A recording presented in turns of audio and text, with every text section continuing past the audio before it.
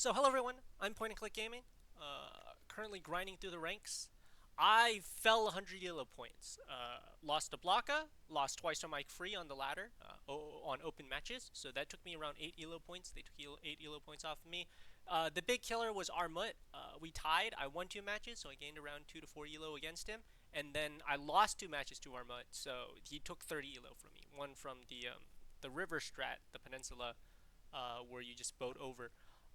And I forget the other map, but he won 2 matches from me clear and square, so definitely underrated, I would say. So I lost 30 elo. I lost another 45 in free for alls. I lost 3 matches. I really shouldn't be playing free for alls. It's not my specialty. That's 75, 80, 90, and then my peak was 1834. I fell to 1750, which was top 21. 1760 is roughly where top 20 and 19 is, and then 1770 is where the top 19 is 20 and 21. 20 and 19 is around that area. So top 20, 1755-ish, 1760, and then top 19, 1770. So quite a gap. It used to be 54, so definitely a little bit of elo inflation, but I'm touching 1800, one over 1,000 games, so quite impressive, man.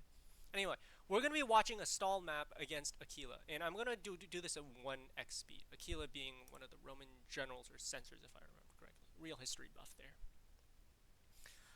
So 1x speed, I basically say hi, that's why there's a little bit of a pause. Standard opening, especially as blue, you do 2 units. This is I would say this is slightly favors red just because of red is a better rotation up here, especially if it sends troops.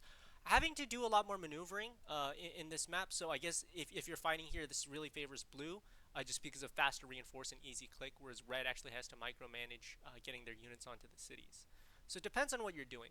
I do this swap strat, which is usually you want to do is red. I think that's red's advantage, the maneuver advantage. Um, but yeah, so red instantly pushes. I'm basically just going to take that blow and defend, right? It's going to consume my morale. 1 to 1, usually want 2 to 1. So I engage this unit. I think there's a god mode where only the first unit will take damage and the second will use morale because it's a one-on-one here. Morale canceling is roughly even. Again, more cycling. I'll probably, yeah, so 2 to 1, so one of these units is taking damage and the other is losing morale, pure morale, so that's called God mode. I just recently read the War of Dot's guide. Tank's attacking here, and it's basically who could cycle better. Now, I think it's going to go on like this for 15 minutes, so we'll speed this up to 2x, maybe even 4x if I'm thing. So, yeah, just a lot of minor movement. Usually against good players, I hesitate to attack because they are very good at micro.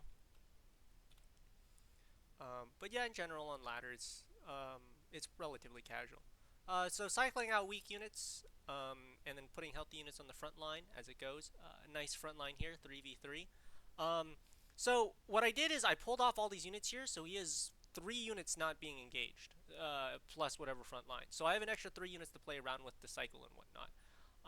Here it's a tank and a light unit, so I really basically just ignore this entire front. So I have an extra 2 light units to my name, just defending here. And I'm just going to cycle and trade better. So he's a lot more unhealthy units. I'm already up 1.5 units just based on good cycling principles. And so yeah, so in this position I really like it. I have 1 unit healing. He has 1 tank healing. But he has an extra light unit here not doing anything. So this trade is actually really good for me here. I have an extra light unit down here doing stuff that I can do in circle. I almost get myself encircled, but thankfully I do get out of it. Just lucky, I guess. If he had extra units there, it would be a lot more scary. So I have an extra 10,000 here messing around. He finally engages his tank, but it's going to take a while for that tank to get involved. So there's a mismatch. So he finally does have an extra tank on the front line in exchange for an extra light unit. So, roughly even. But here it's just good cycling principles, and then eventually I'm just going to take him out. But yeah, not much to say there. It's just a lot of these. This map is a really good cycle map. It's very principled to see who can combat better.